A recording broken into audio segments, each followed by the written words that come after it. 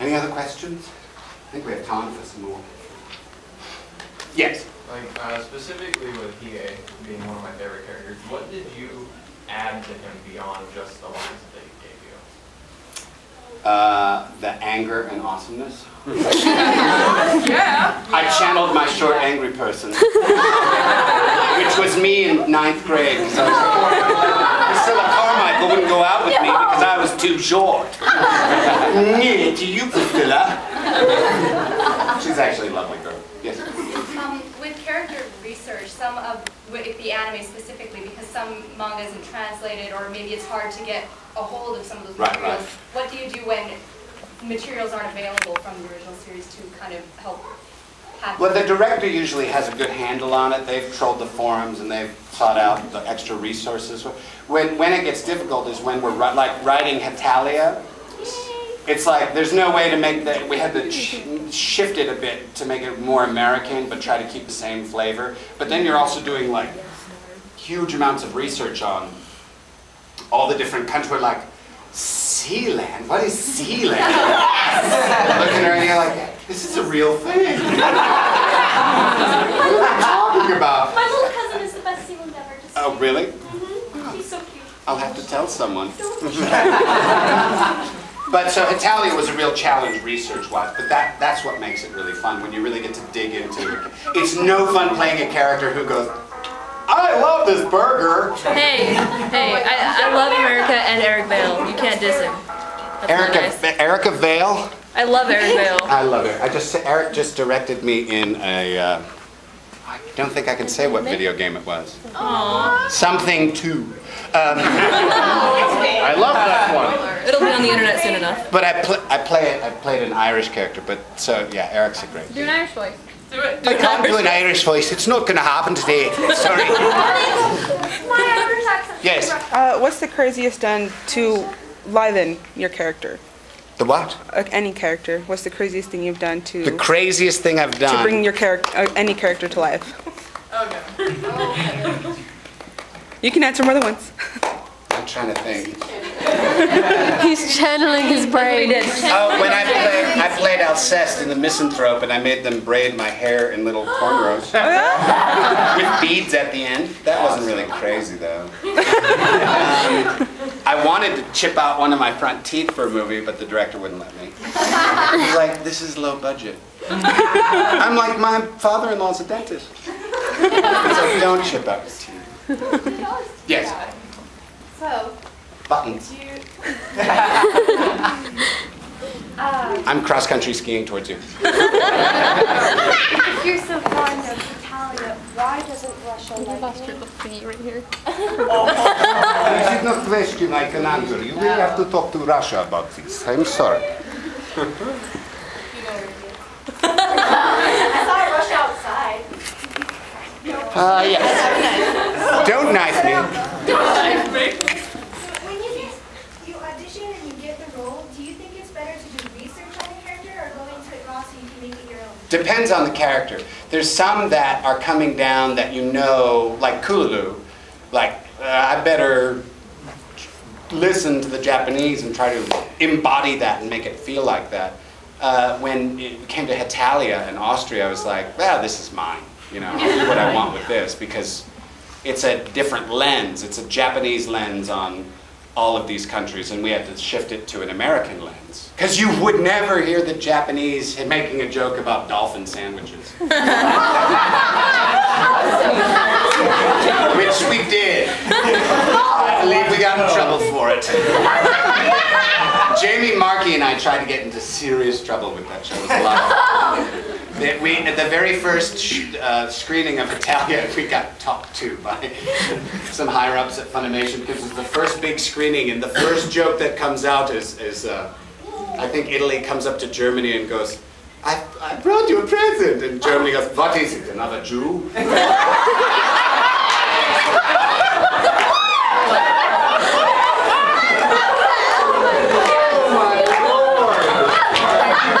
Say that? And so then when we were writing season 2, I forget, I like had the first episode and the first joke. I gotta remember what it was because I had to alt. We put alts in sometimes so that the director can go and record something that, in case we get in trouble, they can put that line in instead. But it was making a joke about that joke and getting in trouble. Forget what it was. Yes. When it comes to doing accents, how can you learn different accents, and what do you do to change it from one accent? This is my favorite. I love dialects. I love accents. And the key to a good accent, is to don't try to do the whole accent all at once. Because what inevitably happens if you do the whole accent all at once is that you make sound shifts that are incorrect. So that you think you're doing the accent, but you're making a vowel shift. And you start with mostly the vowels or any of the really interesting consonant changes. For instance, if you're doing Irish, if you want to do an Irish dialect, you start with the I change, the I change. So instead of saying bye, you say bye, bye. So it goes like, so you pick one of the changes. I no longer love bunnies. And your name is not Chuck anymore either? It varies by the way. So, Is your name Rogers now? this is the I, and this is the I. So you would say bye or bye. Buy a cup of coffee. And then coffee. What's that? The aw. Ka. So it goes from aw to ka. Like an ah-edge. So you learn these shifts, and there's lots of resources online. But for Irish, you start with the I. So I, try. Everyone say that. I, buy, try. It's this I,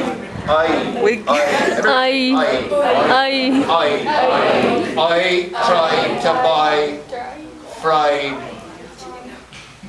tricycles. Fried tricycles? What are we at the State Fair in Texas?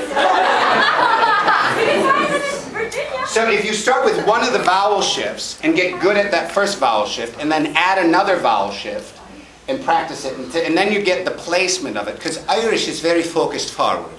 Yeah, all of the sound comes out the front of your mouth like this, whereas Scottish is back in the back of the throat there, you know.